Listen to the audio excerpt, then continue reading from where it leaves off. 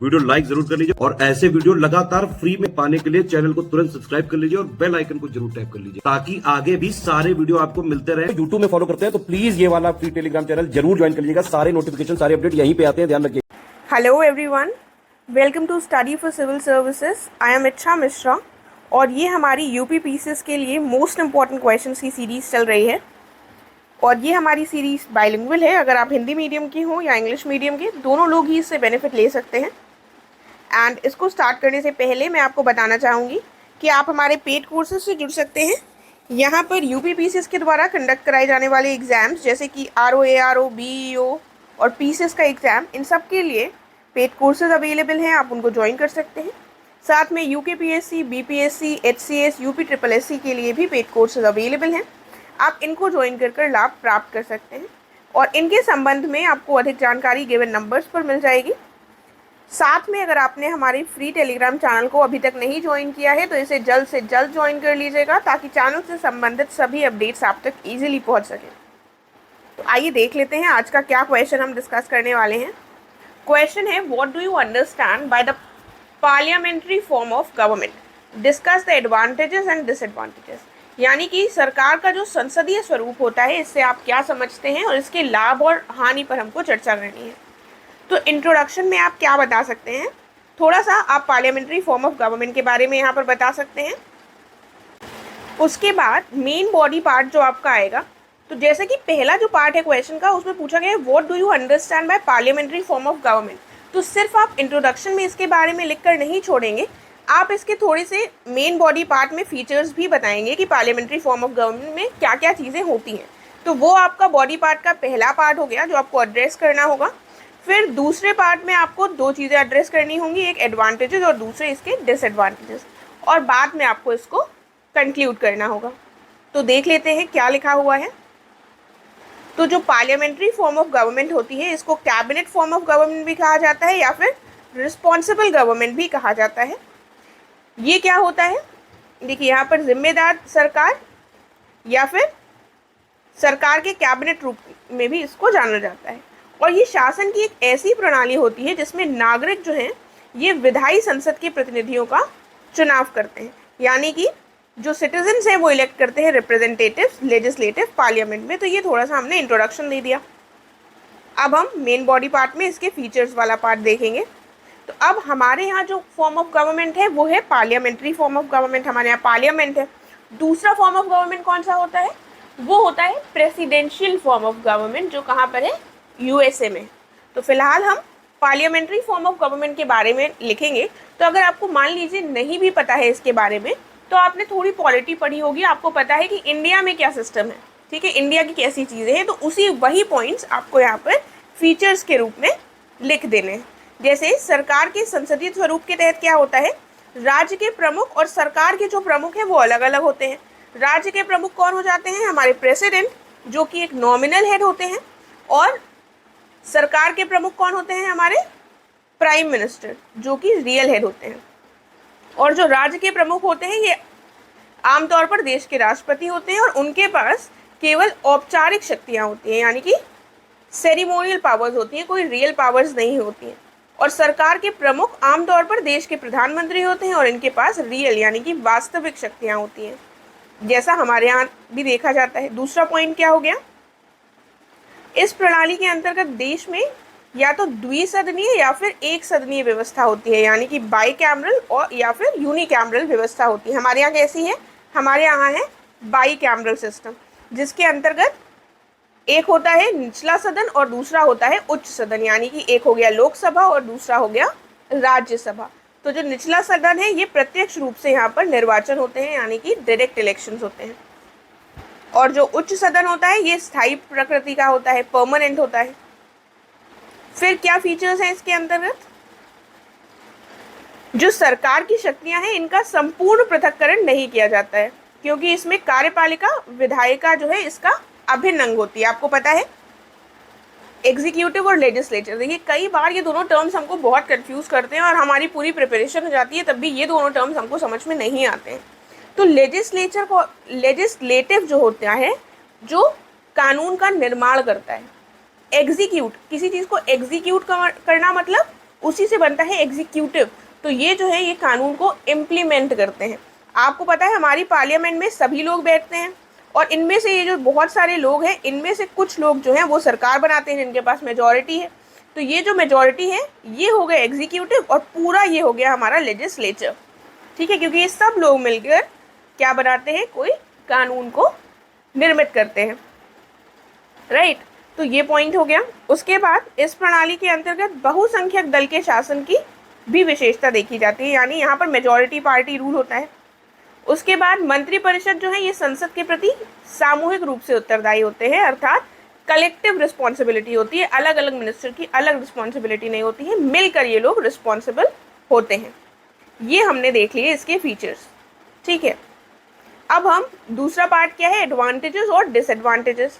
तो पहले हम एडवांटेजेस देख लें थोड़े से।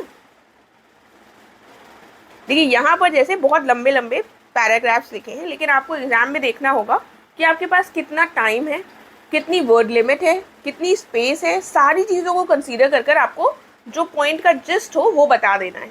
राइट, तो इस प्रणाली में विधायिका और कार्यपालिका के बीच हम बेहतर समन्वय देखते हैं। अच्छा कोऑर्डिनेशन होता है लेजिस्लेचर और एग्जीक्यूटिव के बीच में।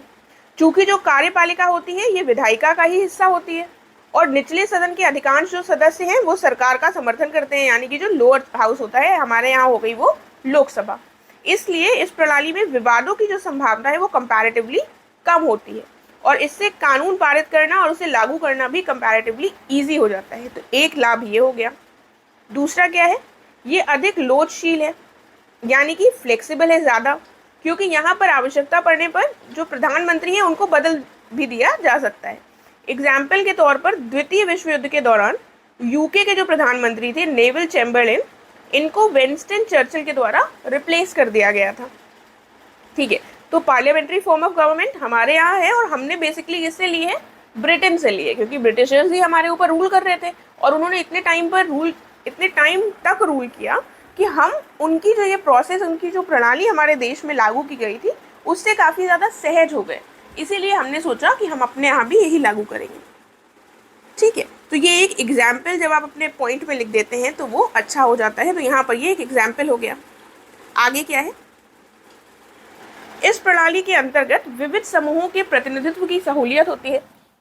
ऐसे में विविध जो नैतिक, नस्लीय, भाषाई, वैचारिक समूह है, डिफरेंट जो ग्रुप्स होते हैं उनको बेहतर अपॉर्चुनिटी मिल सकती है। ठीक है, और उपयुक्त कानून और नीतियाँ बनाने में सक्षम बनाने के अवसर प्राप्त होते हैं। जब लोग अपना इसमें लोगों की हिस्सेदारी होगी तो उनसे संबंधित भी हम बेटर लॉज और पॉलिसीज ला सकेंगे। उसके बाद कार्यपालिका संसद के प्रति उत्तरदायी होती है, इसलिए उसके पास कार्यपालिका की गतिविधियों पर निगरानी रखने के अधिकार होते हैं। यानी कि जो हमने देखा कलेक्टिव रिस्पॉन्सिबल होता है काउंसिल ऑफ मिनिस्टर्स किसका, लेजिस्लेचर का। तो इसीलिए एक तरह से चेक रख सकते हैं, एक तरह से निगरानी कर सकते हैं एग्जीक्यूटिव की जो भी एक्टिविटीज़ हैं, जो भी उनके पास पावर्स हैं उनकी। ऐसा ना हो कि वो अथॉरिटेरियन गवर्नमेंट में फॉर्म हो जाए। ठीक है, तो एक पॉइंट ये हो गया हमारा। फिर क्या है, देखिए ये पॉइंट जो मैंने आपको ऑलरेडी बताया कि ये अथॉरिटेरियन यानी कि ऑटोक्रेसी ना हो जाए और एक ही जो रूलर है, एक ही जो हमें गवर्न कर रहा है व्यक्ति, वो निरंकुश ना हो जाए। इसलिए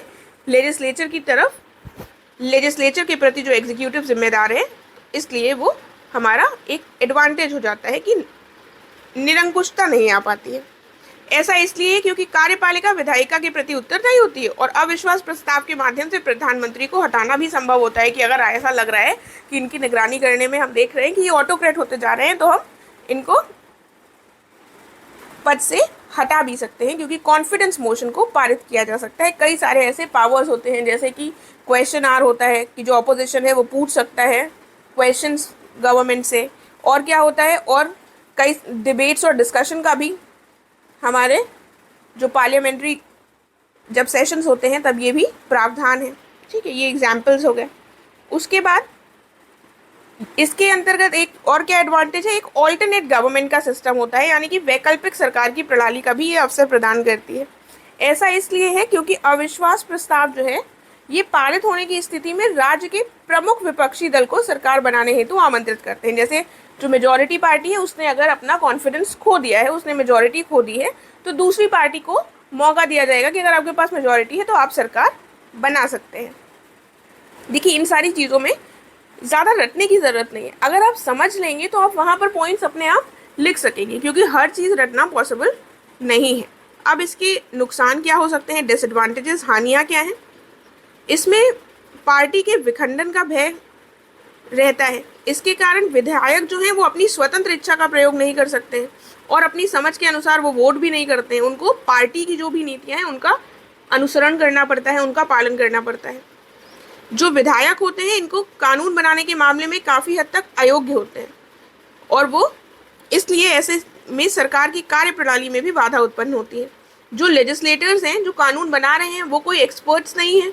वो कौन है? वो बेसिकली जो चूज होते हैं नेता, वही लेजिस्लेचर का पार्ट बनते हैं और वही कानून का निर्माण करते हैं। तो मेनली वो लोग अनक्वालिफाइड होते हैं प्रॉपर कानून बनाने के लिए, इसलिए ये प्रॉब्लम हो जाती है इसमें, एक डिसएडवांटेज के रूप में जिसको देखा जाता है। आगे क्या है? चूंकि कार्यकारिणी का गठन जो है ये बहुमत प्राप्त राजनीतिक दल के सदस्यों से ही होता है, इसलिए जो भी विभागों के प्रमुख बनते हैं वे वहाँ के विशेषज्ञ नहीं होते। सिमिलर पॉइंट है कि जो भी विनिंग पार्टी होगी उसी के लोग वहाँ के मेंबर्स बनेंगे, डिपार्टमेंट्स के हेड बनेंगे और वो भी एक्सपर्ट नहीं होते, जिसकी वजह से एक्सपर्टीज़ की कमी देखने को मिलती है। ऐसी सरकारें जो है वो अस्थिर ज़्यादा साबित होती हैं, क्योंकि कई बार हम देखते हैं कि मेजॉरिटी नहीं मिलती है तो गठबंधन यानी कि कोएलिशन पार्टीज मिलती हैं से सरकार बनती है। जैसे कि इनके पास 4 मेंबर्स हैं, इनके पास 10 मेंबर्स हैं, इनके पास 5 मेंबर्स हैं, तो इन लोगों ने मिलकर जो मेजॉरिटी के लिए नंबर चाहिए होता है वो प्राप्त कर लिया और इन लोगों ने बना लिया। ये एक कोएलिशन हो गया। लेकिन बाद में जब कोई लॉ बनाना हुआ, कोई नीति बनानी हुई, तो इन्होंने कहा नहीं, हम इसको नहीं मानते, तो नहीं बनाओ तुम। लेकिन इन लोगों ने कहा नहीं, हम तो बनाएंगे। इन लोगों के 2 जो गुट थे, जिसकी वजह से जो सरकार है वो अस्थिर होती है, क्योंकि ये लोग हमेशा खतरा बना रहता है कि कोई ना कोई गुट छोड़ देगा और कानून भी पारित करना इतना आसान नहीं होता है। ठीक है, तो सरकार जो है ये अल्पकालिक सिद्ध हो सकती है, क्योंकि इसमें विवाद उत्पन्न होने की जो शंका है, जो संभावना है, वो ज़्यादा रहती है। तो ये हमने सारे पॉइंट्स जो है वो डिस्कस कर दिए हैं। इसमें हम कंक्लूड कैसे कर सकते हैं? इसमें आप कंक्लूड कर सकते हैं कि पार्लियामेंट्री फॉर्म ऑफ गवर्नमेंट जो है इंडिया में इसी को अपनाया गया था, जो मैंने आपको स्टोरी बताई थी, क्योंकि इंग्लिश सिस्टम को हमने फॉलो किया। आप ये लिख सकते हैं, या फिर आप ये लिख सकते हैं कि स्वर्ण सिंह कमेटी ने रिकमेंड किया था कि पार्लियामेंट्री फॉर्म ऑफ गवर्नमेंट जो है ये काफ़ी अच्छा इंडिया में इसका परिणाम रहा है और इंडिया में इसको प्रेसिडेंशियल फॉर्म ऑफ सिस्टम से रिप्लेस करने की ज़रूरत नहीं रही है। तो इस तरह से आप कोई भी 2 लाइन उठाकर अपना कंक्लूजन लिख सकते हैं। ठीक है, और कई बार जब स्ट्रेट क्वेश्चन हो तो आप उसमें कंक्लूजन नहीं भी लिखेंगे तो वो चल जाएगा, राइट। बाकी आप लिखने को कोई भी पॉइंट्स लिख सकते हैं जो मैंने आपको बताया है। इसके अलावा अगर आप अपनी तरफ से कुछ कंक्लूजन लिखना चाहते हैं या पूछना चाहते हैं तो आप कमेंट करके पूछ सकते हैं, मैं प्रयास करूँगी उसको देखने का, राइट। तो थैंक यू सो मच। अब हम नेक्स्ट वीडियो में मिलेंगे।